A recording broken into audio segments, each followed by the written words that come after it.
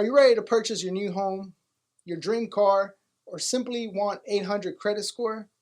Quick Fix Credit Solutions will work on your behalf to remove inaccurate and unverifiable information that is being reported by all three major credit bureaus in as little as 30 days. They can also help you add positive credit history on your credit reports. All it takes is a simple phone call. Give them a call today for a free credit analysis at 877-98-QUICK. That's 877-98-QUICK, or email them at info@quickfixcreditsolutions.com. That's info@quickfixcreditsolutions.com. Go to their website at quickfixcreditsolutions.com to sign up today and receive $50 off your enrollment fee when you mention promo code TheJVazShow.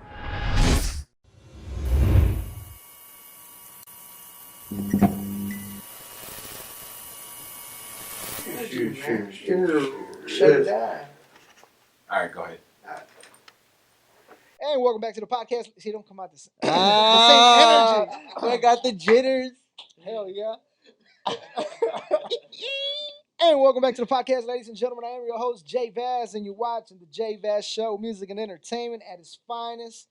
We got a special guest. He's a returning guest. We'll talk about that here in a second, though. Before we get you there, make sure you follow us on all the social media pages at The J-Vaz Show. Check out the website, TheJVazShow.com. Make sure you subscribe to our YouTube channel at The J-Vaz Show. And if you're listening to us on Apple Podcasts, Google Podcasts, Spotify, or iHeartRadio, hit the subscribe button, hit the share button, the rate, and the review button. Let us know what you think and who you would like for us to have on here next. Let's get into this.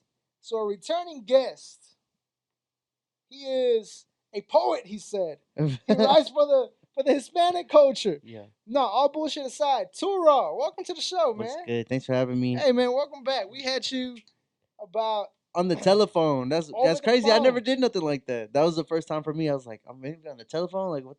I mean, how does this work? And it was tight. Yeah, was man. cool. It was I got introduced to you by Smooth Vega. Shout out to Smooth Vega. Yes.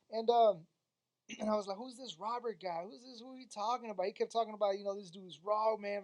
Literally raw. Yeah. So, started checking out your music, and I was like, okay, like, you got a little something, yeah. I fuck with this dude, man. And we had you on the show. You guys can go back and check out the audio version of that one. And we got to know you as an artist. We got to know you, talk about your history, how you build a name for yourself, so to speak, which was in the battle rap. You still out here doing that, or you retired? Nah, definitely not. Definitely retired. I've been trying to do the whole like switch it over to artists and trying to show everybody what I bring to the table, like musically, instead of just like, oh, he goes around and he gets everybody's heads off and then the ciphers and shit. Yeah, which is cool. I mean, I'm always that's always gonna be a part of me. Yeah. But this is the new stuff, and we're gonna try to push this forward. And I still want to have that side of me where it's like, hey, y'all want the smoke? We can really get down to it. But at the same time, it's like, okay, what am I really gonna bring to the world and share, with the people and my story and all that stuff. Yeah. See, that's something that I'm seeing, because obviously I follow you on social media. And something that I've been seeing you do more is show more of your artist side. Yeah. Playing the guitar. Yes. Your album that we'll talk about here, that you talked about it on that interview, but you just recently dropped it not long ago. Mm-hmm. It's probably been like 6 months now, but you get it. Yeah. I love it. You get it. Yeah, it took a minute. But now you're showing more of your artistic side. How did we get here? Like, why did you decide that this is the route that I'm going to take now? It's just really, and thanks for seeing that too, shit. And I mean, you actually listen to the music and shit. Motherfuckers have me on their shit and don't even like. So like, this is your first album or what's going on? But so I appreciate you listening and seeing the growth and shit. But it was just really, it's like, man, I hear my music back then and it was just very, I always trying to rap like Lil Wayne and shit. And I always just have the hardest bars and my songs be okay. I was like, man, what's missing? When I hear other people's stuff, I don't try to like, how do you say, compete with them so forth, but I'm like, what do they have? And they're having something that's taking them up and I'm still kind of down here. What do I need? It's like, man, I need to make actual records, actual songs that are gonna withstand time and shit you can play at like family barbecues and shit. And now these shows, all the shows that I've done this year, it's been for like older crowds and like all these white people coming up to me and like, that was amazing, this isn't that. It's like, that's why it's good that I branched out like that, and now I can do these kind of different shows. It's like I'm trying to get to the point where it's like I'm gonna wreck a rap show one night, and then the next day I'm gonna be like at a coffee shop doing like an acoustic set or some shit, and then switch it up, and like later that night I'm gonna go do like a fucking house DJ set or something. So I'm trying to branch out and do what I really can do, and even besides the music, just like working on my improv shit and just being more comical and being myself and trying to my bad if I'm blabbing, bro. I smoked earlier, so No, I'm you gonna be good. blabbing. Stop me whenever, bro. I'm sorry. No, you good. You good. So, I'm glad you brought the how you doing these different kind of shows, and you brought up the fact that white people showing up and shit. No, and the reason I say that is because you had a show maybe like a month ago or less than that. I don't know the exact date, Yeah. but I remember you were sitting down Indian style playing the guitar, and the crowd was vibing. Oh. And you look at the crowd, and the majority of the crowd was white folks. Hey, hey, that's how we gonna do it.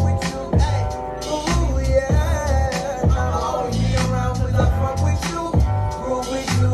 Let me, you know what? Let me. But and I'm not trying to make this a race thing, Nah. but the fact that you're getting love from other cultures, other races, how does that feel as an artist to see you grow that way? That's what I'm saying, man. It makes me feel it like I've always felt confident about my music, always felt confident about my rapping, of course, because I've took all these accolades, whatever accolades or accolades. I never got that That's part. a big ass word for me. I don't Yeah, know. so I collect all those for the rapping shit, but now it's like I'm seeing different things. These people sit. I never met this person. They're sitting here talking to me for like 10 minutes. Like, oh my, your potential is so great. You should do this. You should do that. You should do like, bro. I just met you, but this is time. Like I Yeah, appreciate it, but it puts me in a whole different light, and I'm just glad I took that step because I think it was very necessary, and also it makes me realize something that it's like kind of like a battle that I think me and a lot of other artists of my color fight, where it's just like we're gonna be boxed in as Latino rappers, but it's like me. I want to I want to have shit for the mainstream. My shit's for the masses and not just for one yeah, specific race. Even though like majority, yeah, sure.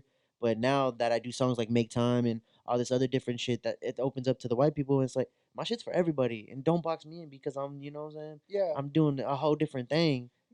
Was there ever a point you were worried that you were gonna get maybe like backlash or something from? Oh, now he's trying to do, now he's trying to be pop or whatever they want to call Yeah. it. Were you ever worried about that? I mean, I think I always am like that shit because I always felt with earlier mixtape, like when I first dropped my first project, like 2012, when I was like, okay, I'm gonna go do music. That was like some high smoke, get high all day type shit, Wiz Khalifa type shit, because that's what I was on at the time. And then I was like, man, I would hear other artists, and I'm like, man, I need to get some more boom bap shit. I need to, they spit the bar off the boom bap with the sample. So I tried to do boom bap shit. I'm like, man, my shit ain't Texas enough. I need to do the. But I made a song called "Throw It in the Game," and then Yeah, that was a good song for me because I went off like all them showcasing shit off that song because it was just the H Town shit with the Fat Pat sample. So I was like, I was always in a rut where it's like, damn, my shit ain't enough like this. My shit ain't enough like this. So now what I'm doing is just combining it all, and then I'm also sprinkling this new shit that I'm trying. Where it's like I'm really gonna develop myself as because I'm growing as like a man too, as a yeah, spirit, as a spiritual being, and then also I'm like growing as an artist. So I'm like, what am I really gonna do? I need to set myself apart from all these. There's so many dope rappers and MCs and all that shit. But it's like, okay, cool. Let me do something that's gonna set me apart, and I think it's working and it's badass. yeah. So is it safe to say that back then you were trying to make music to please people? Now you're making music just for yourself to show that the growth to yourself, basically. That's pretty good. That's Yeah. I'll say that. Yeah, fuck it. I mean, He it's said, just "Fuck it." like ah. I don't want to say I do it just for myself. I mean, I do because I love music and Yeah, all that. yeah, But I there's a part to it where it's like, well, I gotta make sure something it's my shit is universal where it's like everybody could jam it, and it's just like I say this shit all the time. It's like with Drake and shit, where it says like, all I care about is money in the city where I'm from. Anybody could say that, and it's so relatable. It's so fucking like, yeah. oh, I do love the city where I'm from, and I love making money. This is And why I'm doing fuck it. it, I'm on one. Yeah, Like that's so it's universally anybody could say it. So I think it's tight. So that's where I kind of try to do my shit like now yeah, too. Not that I'm saying I'm trying to be like Drake, but I'm trying to all my lyrics and at least my hooks. I want it to feel like anybody could say because you know what I'm saying. And I think that's why the shit is working because I'm. yeah.